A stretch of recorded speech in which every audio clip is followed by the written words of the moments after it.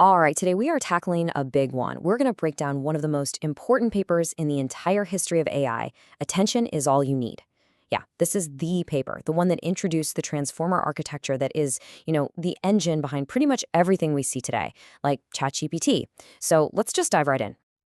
So, to really get why the Transformer was such a game changer, you have to ask yourself, what was going on before 2017? What was the big problem that everyone was trying to solve? Well, turns out the best language models back then had a really fundamental bottleneck.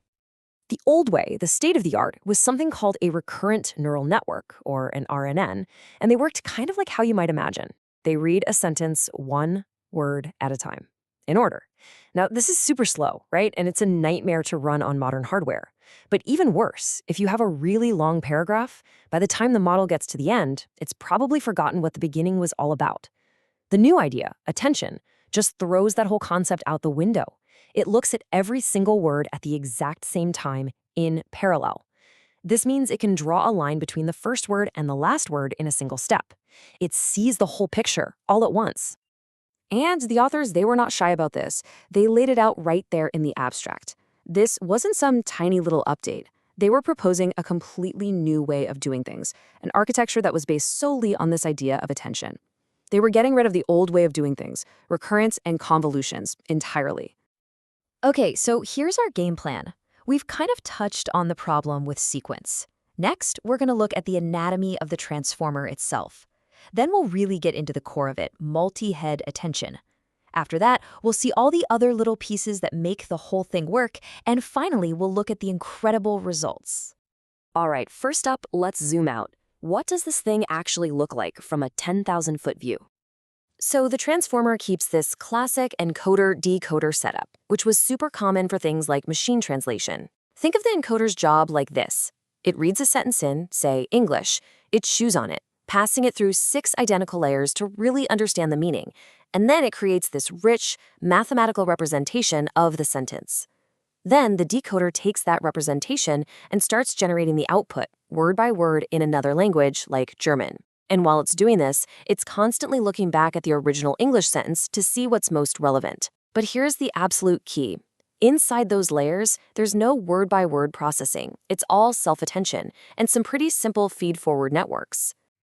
Okay, now we are getting to the heart of it, the real magic, the engine that powers this entire thing, multi-head attention. Probably the best way to wrap your head around attention is to think of a library search. There are 3 big ideas: a query, a key, and a value. Your query is the topic you're researching. The keys are like the titles of all the books on the shelves. You scan all the keys to see which ones match your query. And once you find the right books, you actually open them up and read the content. That's the value. So in a sentence, attention is just a way for one word to look at all the other words and figure out which ones are most important for understanding its own meaning. So how does this actually work under the hood? It's basically a 4-step dance. First, for the word we're looking at, we compute a score by comparing its query to every other word's key. This tells us how relevant they are to each other. Then, a really important practical step, we scale these scores down. We'll see why in a second. Third, we run these scores through a softfax function to get our weights. You can think of these as percentages, like this word should pay 30% of its attention to that word, 10% to another, and so on. They all add up to 100. And finally, we get our output by multiplying these attention weights by each word's value. The result is a brand new representation of our original word, but now it's packed with context from all the other words it just paid attention to. And you know that scaling step? It's not just some random math. It is a super clever, practical fix. As the authors point out, if you don't do it, the scores can get huge. And when that happens, the softmax function kind of flatlines. The signals get so faint that the model just stops learning. It's a tiny detail, but it's one of those brilliant engineering hacks that made the whole thing possible. But of course, they didn't stop there. Why have one giant attention mechanism when you can have many? That's the idea behind multi-head attention. They just run a bunch of smaller attention calculations all at the same time, in parallel.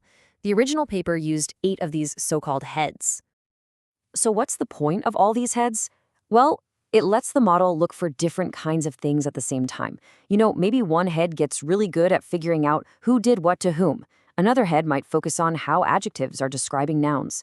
The paper calls it attending to information from different representation subspaces. It's like having a whole team of specialists looking at a sentence instead of just one generalist trying to do everything at once. Okay, so attention is the star of the show, no doubt. But it can't do it alone. It needs a really solid supporting cast to shine. Let's look at the other parts that make this whole system tick. But wait a minute. If we're looking at all the words at the same time, we've just created a huge problem for ourselves, right? We've thrown out the most basic piece of information a sentence has, the order of the words. How on earth does the model know the difference between dog bites man and man bites dog? The solution is just brilliantly simple. It's a trick called positional encoding. Using a cool formula with sine and cosine waves, they basically create a unique mathematical fingerprint for every single position in the sentence. And then they just add that fingerprint, that vector, to the vector for the actual word. It's like stamping each word with a little tag that says, you are position number 1, you are position number 2, and so on. It just directly injects the order back in. And then there are just a few other crucial pieces of the puzzle. After the attention part, there's a simple feed-forward network that does a bit more processing. Then they use something called residual connections, which is basically an express lane that lets the original signal skip past the complex stuff and get added back in at the end. It sounds simple, but it makes it way easier to train these really deep networks. And finally, layer normalization just keeps all the numbers in check, so the training process stays stable and fast. So, we've got this amazing new architecture, all these clever ideas working together.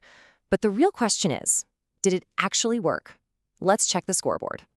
This table from the paper says it all. Just look at that last column, maximum path length. For an old recurrent network, for information to get from the first word to the last word, the path length is O of n. It grows with the sentence. But for self-attention, the path is O of 1, constant time, because every word is directly connected to every other word. And that right there, O1, that is the absolute game changer.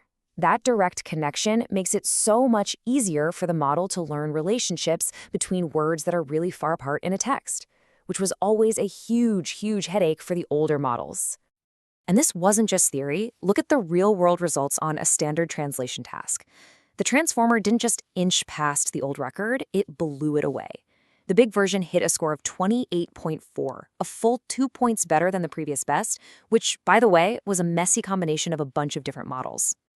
And if that wasn't enough, here's the real kicker. Not only was it better, but because it was so parallel, you could train it way faster. A new state-of-the-art result in just 3.5 days at a fraction of the cost. Better results for cheaper and faster. That's the combo that always wins. You know, the authors themselves seem to know what they had unleashed. Right there in the conclusion, they said they were excited to take these ideas beyond text and apply them to images, audio, video. And, well, here we are today. Their vision absolutely became our reality. So, in the end, this paper did way more than just introduce a new model. It totally flipped our whole way of thinking about how to process sequences. It proved that a simple, elegant idea, attention, could just dominate the old complex models in both performance and efficiency. Which leaves us with a pretty big question. If attention is all you need for language, what else out there can it redefine?